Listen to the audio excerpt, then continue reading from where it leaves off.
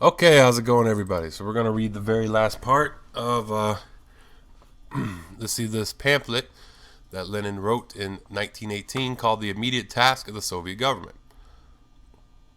We're gonna read the final part. This is conclusion. It's really short. Let's go ahead and get into this. An extraordinarily difficult, complex, and dangerous situation in international affairs. The necessity of maneuvering and retreating. A period of waiting for new outbreaks of the revolution, which is maturing in the West at a painfully slow pace. Within the country, a period of slow construction and ruthless, quote, tightening up, end quote. A prolonged and persistent struggle waged by stern proletarian discipline against the menacing element of petty bourgeois laxity and anarchy. These, in brief, are the distinguishing features of the special stage of the socialist revolution, in which we are now living. This is the link in the historical chain of events which we must at present grasp with all our might, in order to prove equal to the task that confront us before passing to the next link to which we are drawn by special brightness. The brightness of the victories of the international proletarian revolution. Try to compare with the ordinary everyday concept, quote, revolutionary, end quote, the slogans that follow from the specific conditions of the present stage. Namely, maneuver, retreat, wait, build slowly, ruthlessly tighten up, rigorously discipline, smash laxity.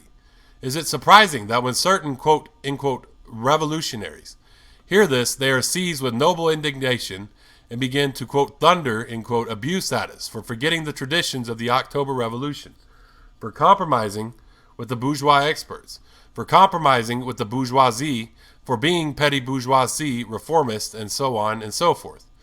The misfortune of these, quote, of these sorry, quote, end quote, revolutionaries is that even those of them who are prompted by the best motives in the world and are absolutely loyal to the cause of socialism fail to understand the particular and particularly, quote, unpleasant condition that a backward country which has been lacerated by a reactionary and disastrous war and which began the socialist revolution long before the more advanced countries inevitably has to pass through.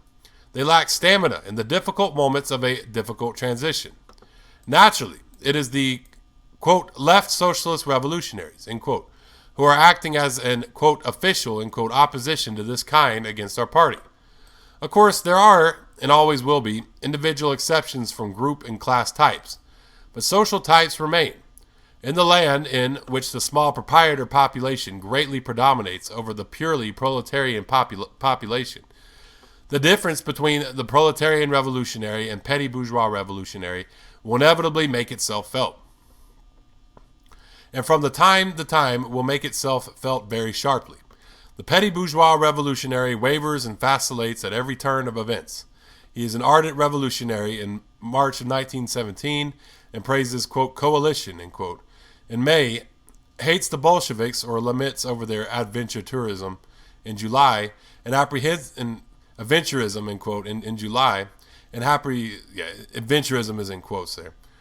In July, and apprehensively turns away from them at the end of October, supports them in December, and finally in March and April 1918, such types, more often than not, turn up their noses contemptuously and say, quote, I am not one of those who sing hymns to organic work, to practicalness and gradualism, end quote.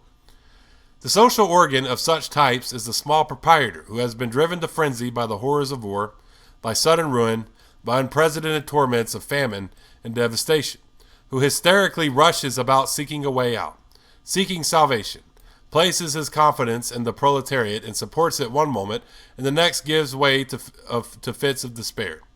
We must clearly understand and firmly remember that the fact that socialism cannot be built on such a social basis.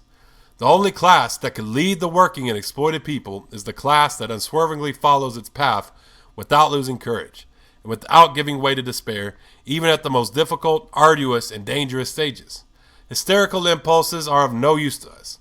What we need is the steady advance of the iron battalions of the proletariat. Okay, yes, that's the conclusion to The Immediate Task of the Soviet Government, which is a pamphlet written in 1918 by V.I. Lenin. So thank y'all for tuning in with me. Facebook, Twitter, YouTube, TikTok, Tumblr, Medium. All of these are Marxists. Hit me up there. Reach out to me. Y'all have a great day and